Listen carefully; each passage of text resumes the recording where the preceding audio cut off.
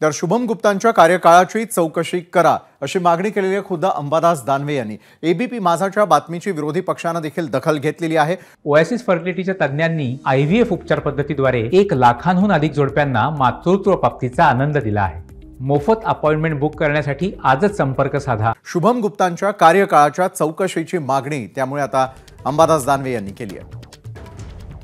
आदिवासींना आपण मोठ्या प्रयत्नानं त्यांनी एक सामाजिक प्रवाहात यावं म्हणून या योजना सरकार सुरू करतं।